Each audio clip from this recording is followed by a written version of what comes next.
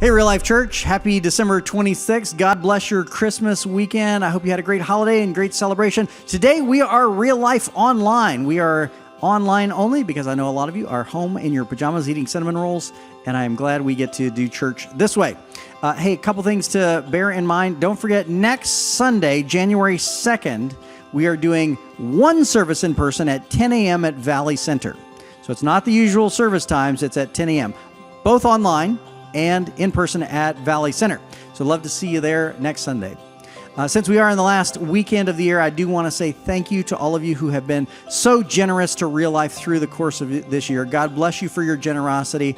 We look to end the year solidly and strong. We've been given a brand new building this year. With it came a brand new preschool, and so it has been a whole new world of blessings and responsibilities this year. Your gifts to Real Life Church help us to do those ministries, to reach hundreds of families in the surrounding communities, both through our preschool and through our ministries here at the church. So if you would continue to prayerfully consider Real Life Church in your last minute into the year giving, we appreciate your generosity. All gifts are tax deductible, of course. God bless you. Today we're going to worship online, so let's take a minute and draw our hearts close to God through worship, and then you'll get to hear a special message from the Real Life staff.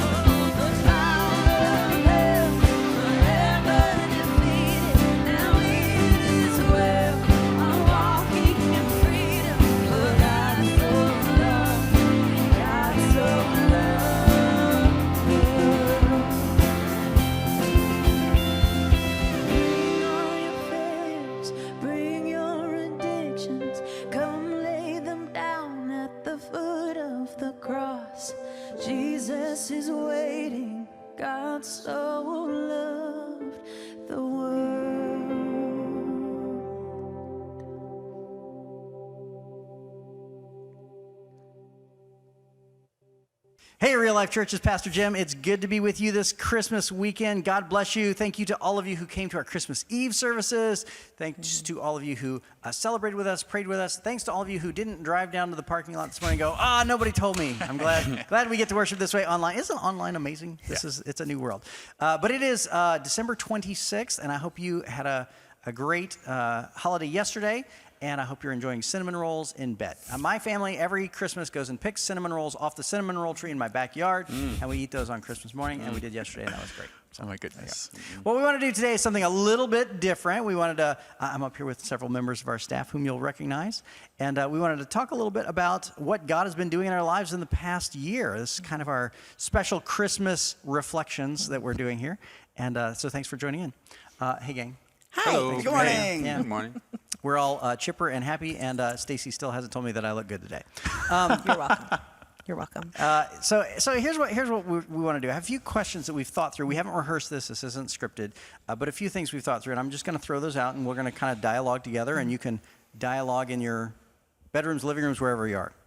So we've now weathered functionally 2 years of pandemic, right? Mm-hmm. The first part of 2020 is lost anyway. The first quarter. Nobody's going to remember how good February 2020 was. It was really good, though. It was February. It was the best February ever. Don't know what you got till it's gone.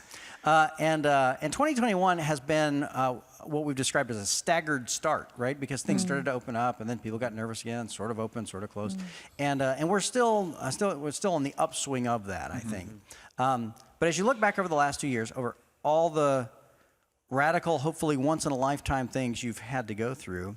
What would you say was hardest for you? What as you look over the last couple of years, what's been the biggest challenge for you? Anybody dive in? I just want to point out I'm not the new guy anymore, which is awesome. Zach is the new guy. That's right.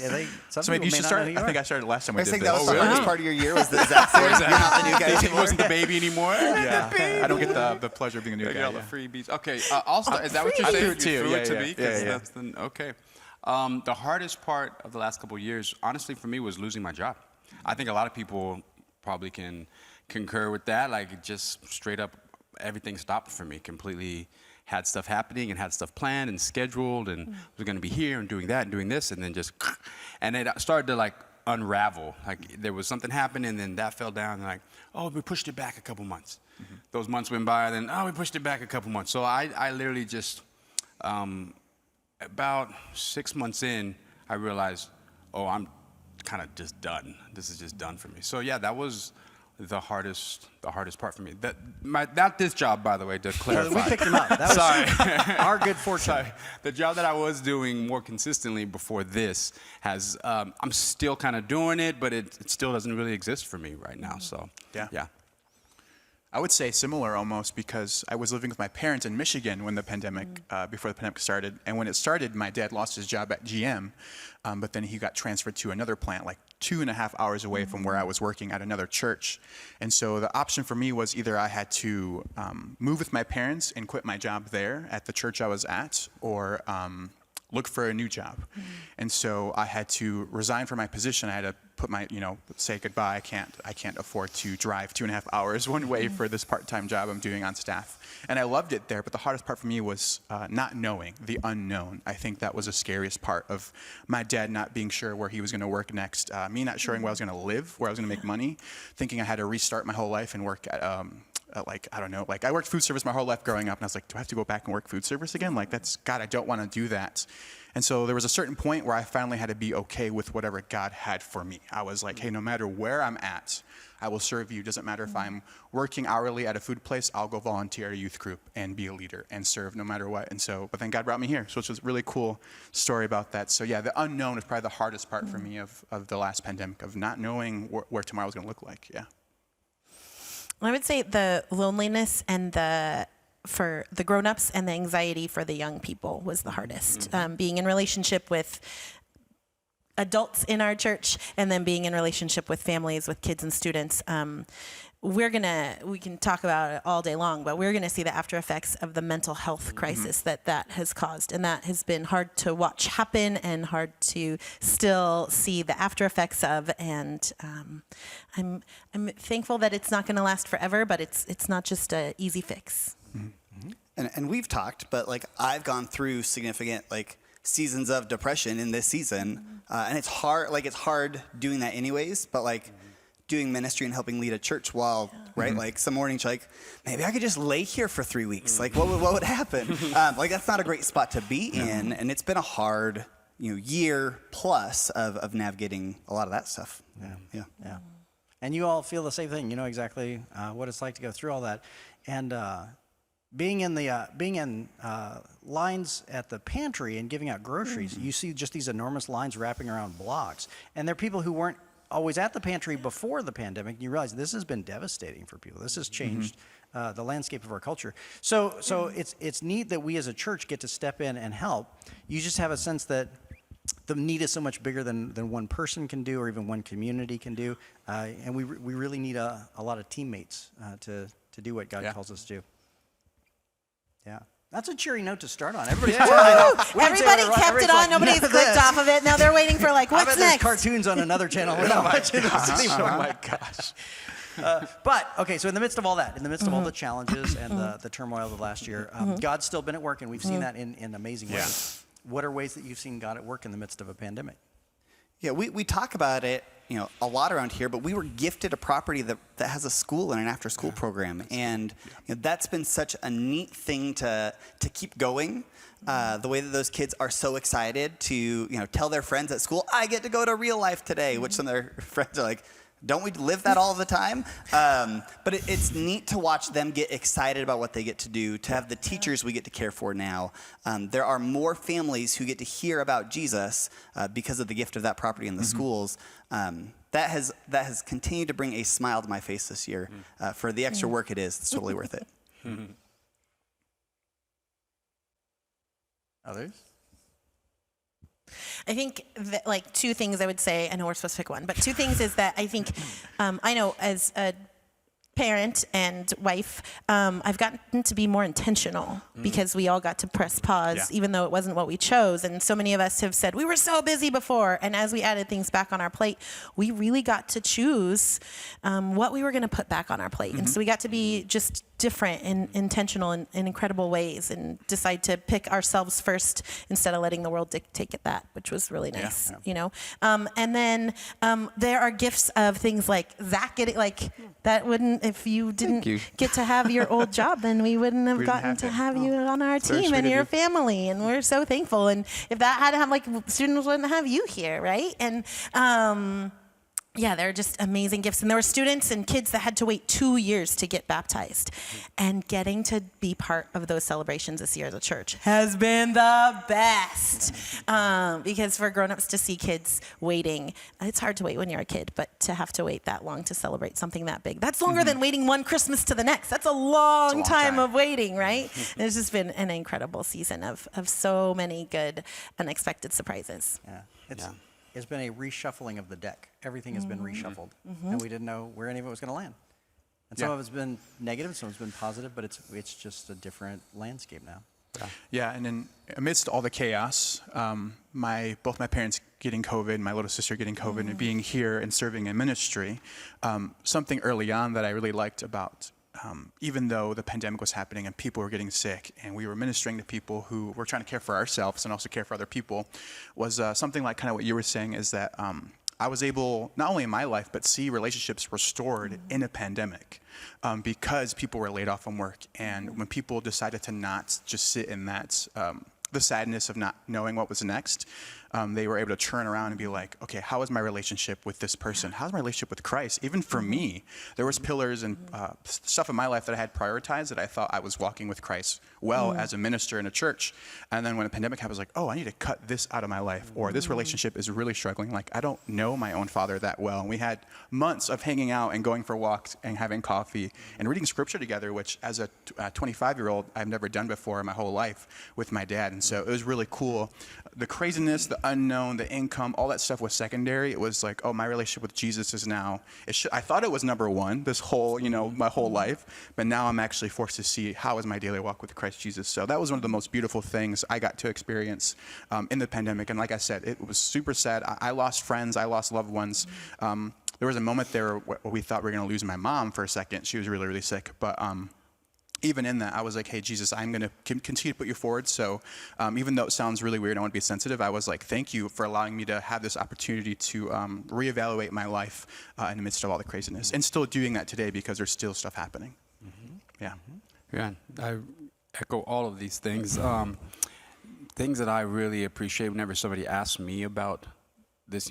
First of all, I feel like I'm still doing it and going through it and still working it out. I haven't figured it out, that's for sure, because it hasn't calmed down, and it's still things are still fluctuating so much. But I am really thankful for the time, the intention that I was able to spend. My previous job had me traveling a lot, and so now all of a sudden it's just like, you got to be home. So first there was a lot of things. There was some depression that kicked in for sure. There was some, how do I get along with my wife? I'm not normally home this often. That was like this, let's figure that out. Okay, now they were always home and we're here with the kids at all times. So there was a lot of that. But then once we got through that shuffling of that deck of cards for my family, it was really, it has and it continually is my favorite part about this is like we've been given time, I feel like, in a way that, especially in LA, we go. It's like if you're in LA and the sun's up, it's time to get moving. That's the way it is for most people in LA. And it was nice to be forced. You kind of feel like it's a rainy day all the time. If you look on the bright side, like that can be a beautiful thing to spend time with your family. And so more than ever, like my new baby, I've spent more time than ever before with a kid, with one of my kids at that age, you know. So that was really cool. And then also, I really feel my soul being shuffled around too. If you take the time to stop and evaluate yourself, nobody actually has the time to stop and look in the mirror and just sit there for a minute and really have a dialogue with yourself. And I think it's been forced to do that. So I hope everybody's psyche has improved because they've taken the time to look in the mirror and go, wait, what? I got time to work on myself. What do I need to fix? You know, I feel like I never had the time to stop and fix some things. You know, like, I could be better at that. You know, we all have our things. And even just to love ourselves, sometimes we didn't stop and look in the mirror and actually love ourselves. So now you're forced to actually deal with yourself. And many people in LA never take the time to stop and deal with themselves, for good or for bad. And so if people go, oh, this has been nothing but just trash for me, this whole last 2 years has been terrible, I feel bad for that type of response, because I'm like, man, if nothing else, you had a chance, an opportunity to take some time and like get into yourself a little bit and figure that out and see how you can become better so you can bless others better. So I'm still doing that. Haven't figured that process out, but I've been working through that process, and it feels great. It really does. It hurts a little bit. It's like putting on shoes that are a little too tight, but they stretch. They're leather. They flex. So that's how I feel. That was happening in my heart. Yeah. That's good. That's good. I like that. Yeah. It actually reminds me, in my backyard, I had a couple of little trees, and one of them was just kind of bigger than the other one, and it kept getting bigger because it was getting all the sunlight, and the smaller one just kind of stayed where it was because it was being eclipsed. And it was when we moved the little tree that it started to grow. And in the midst of the reshuffling of the last year, there were some things that were brought out of the shade that were allowed to grow that had never had the opportunity to before. So, like, just prior to the pandemic, my prayer life was growing a lot. And because of the pandemic, we took our prayer classes online, which we probably would not have even contemplated doing prior to that. But because we did, there was one prayer gathering we had, and there were 60 people on the call on Zoom, and I don't know that we would have had 60 show up at the church. No way. And in the midst of that, there was an incredible healing of a woman in our church, and you can see her testimony on our website. And I don't know that we would have all witnessed that if that hadn't been taken out of the online prayer experience hadn't been taken out of the shadows and been able to grow. So it's been cool to see our prayer ministries grow through a season that they otherwise probably would not have attracted the same population. Yeah. And likewise, I remember one of my favorite memories. It's weird to say one of my favorite memories from the pandemic. That's a positive memory from the pandemic was when everything fell apart and all the real life members went out and started buying gift cards for grocery stores. What do we call that? There was a name. We had a thing. It was the something challenge. The grocery store gift. Like pay it forward. Do you realize how long ago March of 2020 feels? It did have this blessing. So we all went out and it probably wasn't the viral blessing, because that would have been really bad. We probably shut it down. I bet it was. I think that's what it was. We're figuring this out all the time. Well, we went to the grocery stores and bought gift cards in the line at the grocery store, filled them up with whatever God told us to do, and then gave it to the grocery store clerk and said, thanks for being here. And all the stories of those are on our blog on the website, and it's amazing to see the reactions that people got. And it was good for our hearts as a congregation in the midst of a season of loss to be able to give anyway. And so that we would have never experienced that otherwise. I think it was called the viral. You really blessing think we challenge. called it We that? called it the viral blessing. I challenge. probably said we should. I wasn't call it here when that anyways. happened. That's Just, right. I'm just pointing It that was out. Raul's idea. I He was not wasn't here here. yet. I was not. It was really beautiful. It to was. see It was a that. really good thing. Yep. Well, and I think too, like the doors had to be closed, whatever. But we still had parking lot church. We still had Wednesdays. We still had student small groups. There were still Yeah. things for people that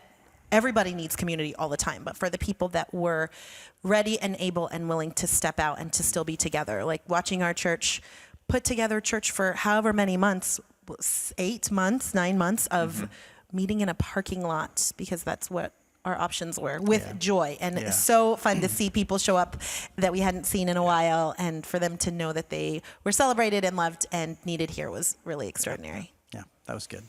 So, given that we're on the upswing, like the world is not back to the way it was, and that may not be the thing to hope for, but we're on our way to a new public life. What do you hope for? What are your hopes for the coming season, coming year, 2022? I think just watching our people get back into the rhythm of inviting friends to gather with us on Sundays has been, we've started to see that come back, which has given me just a different level of excitement. Like in our family, we've started listing out, okay, who are we praying for right now? Who are those people? Because we're not as nervous now to invite people in. There's a season there where like, it feels insensitive. I'm not sure, but it feels like more of you are ready to shift from online to back in person, and to watch our church remember, oh, that's one of the things we're best at, is inviting people back in. I'm excited to watch how that plays out this next year. Yeah. Adding to that, I'm excited to see what new things we can do differently, since people are used to a different church experience. I think that's kind of a nice change. A lot of times churches want to do the same thing because the history has told them to do the same thing. But maybe people are expecting something different, and that gives a nice opportunity for us to try new stuff. I mean, this church has always been great about that anyways, and you guys have been great about accepting that. So here comes some more. But I feel like, man, I think Jesus is coming at people in a very different way, and so therefore we can present him in a different way, perhaps. I don't even know exactly what that is, but I think just that the sense that I feel of like change within the typical church setting, because of the way the online situation has kind of forced it, gives us an opportunity to branch out, try something, push the limits a little bit. Yeah, I think something really cool for us, I feel like, because we just had this series called 2020 Hindsight. So my hope is that we continue with the hindsight, the knowledge we learned, the past experiences of going through those trials and reshuffling and reevaluating, that we continue to take that into our workplaces and our families and our schools, and we can keep being the church that it's a church for people who don't go to church. And that's my hope, is that seeing our student ministry like have a new excitement for students across the nation. Really, student ministry is like, oh, it's not just about the Wednesday night or the Saturday night or the Sunday night, the Thursday night. It's about the community I have. And I love that when I ask our small groups, the students in our small groups, what their favorite thing is, they say their small groups. The majority of them say it's my small group. It's not the trips, it's not the camps. So my hope is that we can take the hindsight, we can take what we learned and keep moving forward into 2022 and beyond, and not forget that, like hold on to that, use it. Some people want to forget and like, never happened, I hated it, it was the worst. It's like, I agree with you, but we need to take that and learn from that. I mean, so many churches fail. I mean, relationships fail and stuff because they choose to forget what went wrong. It's like if we remember that and take that with us, we can be that church, student ministry and small groups and kids ministry. That's for people who don't know what church used to be like. I'm excited to be excited about what's next for, especially at the beginning of the pandemic craziness. Like, we couldn't film look anything further than 24 hours ahead because the news was changing all the time. right. And Yeah. as more and more chaos erupted, whatever you want to look at and talk about, that was so polarizing. Everything isn't fixed, but it feels like we can look forward with hope again and not just have it be naive folly. It's exciting to be able to plan things that might actually happen instead of having to be postponed all the time. Yeah. I have lots of hopes, and obviously Jesus has already started to line up some of the pieces so that we can see what's coming. You all know, or if you're tuning in for the first time, because I know every Sunday there's some folks who are new, and it's not any less true online. We're in the process of getting ready to buy this building in which we are filming because somebody stepped forward and said, I'll donate $500,000 matching fund to you buying the Valley Center property. We're looking forward to opening worship services on our Glendora campus. Did that for the first time on Christmas Eve and looking for that being a regular event. We're starting Alpha, which is a great ministry in which we rent out a local restaurant and invite people who don't go to church to come talk about Jesus. And so those are glimpses of what's to come, but I know Jesus always surprises me and does bigger things than what I expected. So I'm thankful for what I can see coming and what I can't see coming. And I'm thankful for you. Thanks for being a great church. Thanks for tuning in with us. If you ever wondered what a Tuesday morning staff meeting is like at Real Life, this is it. We sit there with microphones and we turn on cameras and just film ourselves. A lot more jokes, probably. We're just sometimes 100%. snacks. Thank you for being a great church, and thank you for worshiping with us over the Christmas holiday. God bless you. Don't forget, January 2nd, we'll be back at church, but only at 1 hour at 10 a.m. live at Valley Center, and we'll still be online at 10 a.m. as well if you've gotten really used to pajamas and cinnamon rolls today. God bless you. Thanks for tuning in. We love you. We'll see you again soon.